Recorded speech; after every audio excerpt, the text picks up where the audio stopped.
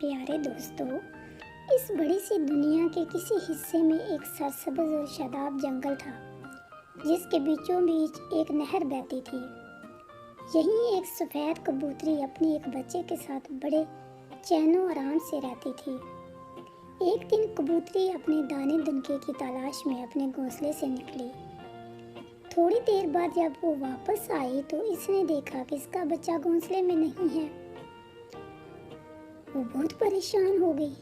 اس نے اپنے بچے کو گھونسلے کے آس پاس بہت ڈھونڈا لیکن اس کا کہیں پتہ نہ چلا۔ کبوتری کا ننھا سا دل غم سے بھر گیا اور وہ یہ طے کر کے گھونسلے سے نکلی کہ جب تک بچہ نہیں ملے گا وہ اسے ڈھونڈتی ہی رہے گی۔ وہ اڑتی رہی، ہر طرف اپنے بچے کو تلاش کرتی رہی۔ وہ کہیں نہ ملا۔ آخر تھک ہار کر وہ نہر کے کنارے آ بیٹھی اور رنج اور غم کے مارے رونے لگی۔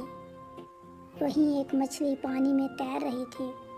اس نے جو کبوتری کو اس طرح روتے دیکھا تو پانی میں سے سر نکالا اور بولی، اے خوبصورت کبوتری، تم پر کیا مصیبت آئی ہے جو اس طرح رو رہی ہو؟ کیا تم بیمار ہو؟ کبوتری نے جواب دیا، میں بیمار نہیں ہوں، میں اس لیے رو رہی ہوں کہ آج جب میں اپنے گھونسلے میں واپس آئی تو میں نے دیکھا کہ میرا چھوٹا سا بچہ وہاں نہیں ہے۔ مجھے ڈر یہ ہے کہ وہ جنگل کی سیر کرنے نکل گیا ہوگا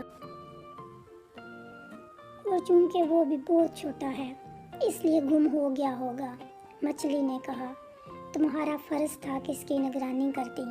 میں بھی تمہاری طرح ایک ماں ہوں اور میں سمجھتی ہوں کہ تمہیں اس وقت کتنا رنج ہوگا۔ کبوتری نے کہا، میں اس لیے اور بھی زیادہ پریشان ہوں کہ میرا بچہ ابھی بہت چھوٹا ہے، وہ نہیں جانتا کہ اپنی حفاظت کیسے کرے۔ مچھلی نے کہا، میں تمہارے بچے کو ڈھونڈنے میں تمہاری مدد کروں گی۔ میں اس کی تلاش میں اس نہر کے آخری سرے تک جاتی ہوں۔ کبوتری نے کہا، تمہاری اس مہربانی کا شکریہ، لیکن وہ تو پرندہ ہے، پانی میں نہیں رہ سکتا۔ مچھلی بولی، ہو سکتا ہے اسے پیاس لگی ہو اور وہ پانی پینے نہر میں آیا ہو، اس لیے میں اس کو ڈھونڈنے جاتی ہوں۔ تم بھی اسے ڈھونڈو۔ رونے دھونے سے کوئی فائدہ نہیں، اس سے تمہارا بچہ ملنے سے تو رہا۔ کبوتری نے مچھلی کا شکریہ ادا کیا اور اسے اللہ حافظ کہہ کر اپنے بچے کی تلاش میں نکل گئی۔ بڑی دیر تک وہ اسے ڈھونڈتی رہی لیکن جب وہ نہ ملا تو تھک ہار کر ایک کھیت میں زمین پر بیٹھ گئی۔ اسے اپنا بچہ بہت یاد آ رہا تھا۔ اس کا دل بھر آیا اور وہ رونے لگی۔ ایک خرگوش جو کھیت میں بیٹھا ناشتہ کر رہا تھا اسے دیکھا۔ وہ اس کے پاس آیا اور پوچھنے لگا، کیا بات ہے، کیوں رو رہی ہو؟ اگر بھوکی ہو تو میں تمہیں اس کھیت میں لے چلتا ہوں، یہاں تمہارے کھانے پینے کے لیے بہت مزیدار چیزیں ہیں۔ کبوتری نے روتے ہوئے جواب دیا، میں بھوکی نہیں ہوں۔ خرگوش بولا، پھر کیا بات ہے، کیوں رو رہی ہو؟ کبوتری نے کہا، میں اس لیے رو رہی ہوں کہ میرا پیارا چھوٹا سا بچہ کھو گیا ہے۔ صبح سے یہ وقت ہو گیا ہے، وہ مجھے نہیں ملا۔ میں نے ہر طرف اسے تلاش کر لیا ہے۔ خرگوش اگرچہ کھانے میں مصروف تھا لیکن اس نے کبوتری کو تسلی دی اور کہنے لگا، رنجیدہ مت ہو، میں تمہارے بچے کو تلاش کرنے میں تمہاری مدد کروں گا۔ جتنی تیزی سے میں دوڑ سکتا ہوں دوڑوں گا اور سارے جنگل میں سے تلاش کروں گا۔ کبوتری نے اس کا شکریہ ادا کیا اور اڑ گئی۔ خرگوش بھی کبوتری کے بچے کو جنگل میں تلاش کرنے کے لیے روانہ ہو گیا۔ اپنے بچے کی تلاش میں اڑتے اڑتے کبوتری کی نگاہ ایک گدھے پر پڑی جو ایک سبزہ زار میں کھڑا گھاس چر رہا تھا۔ وہ اس کے پاس آئی اور پوچھنے لگی، کیا تم نے ایک چھوٹا سا سفید کبوتر دیکھا ہے؟ گدھے نے اپنی پوری حماقت کے ساتھ جواب دیا، تم نے بھی عجیب بیکار سوال کیا ہے۔ کیا تم نے آج تک کوئی گدھا ایسا دیکھا ہے جو سر اٹھا کر آسمان کی طرف دیکھتا ہو؟ ہم گدھے ہمیشہ یا تو گھاس کھاتے رہتے ہیں، وزن اٹھائے چلتے رہتے ہیں، دونوں ہاتھوں میں ہمارا سر نیچے جھکا رہتا ہے۔ اسی دوران ایک بلی وہاں آ گئی اور یوں ہی پوچھنے لگی، کیا بات ہے؟ گدھے نے کہا، اس کبوتری کا بچہ کھو گیا ہے، تم نے تو اسے نہیں دیکھا۔ बिल्ली बोली, अफसोस कि मैंने इसे नहीं देखा।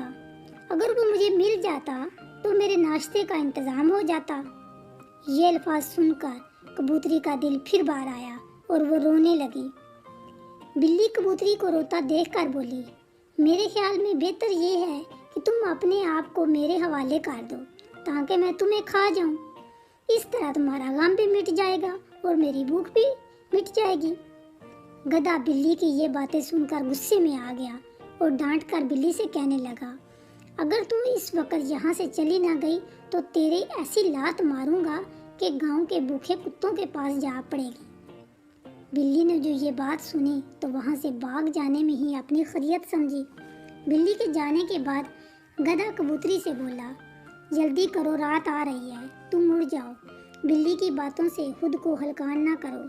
कबूतरी ने गधे का शुक्रिया अदा किया और इसे अल्लाह हाफ़िज़ कहकर फिर अपने बच्चे की तलाश में उड़ गई। अब रात की स्याह चादर आहिस्ता आहिस्ता फैलती जा रही थी। थकी हारी गमज़दा कबूतरी ने नाचार अपने घोंसले का रुख किया।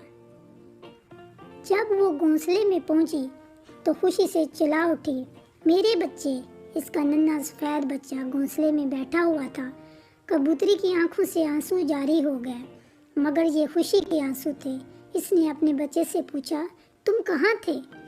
बच्चे ने जवाब दिया, मैं ज़रा इधर उधर सैर करने घोंसले से निकल गया था, लेकिन जब वापस आने के लिए पलटा तो घर का रास्ता भूल गया।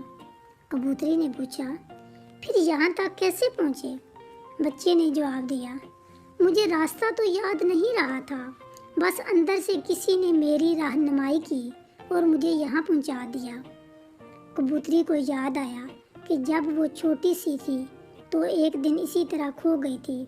वो कहने लगी, मेरे बच्चे, तुम ठीक कहते हो, जब कोई अपनी राह खो देता है तो घर की मोहब्बत इसको राह दिखाती है और घर तक पहुंचा देती है, चाहे खतरनाक दुश्मन ही क्यों ना राह में बैठे हों।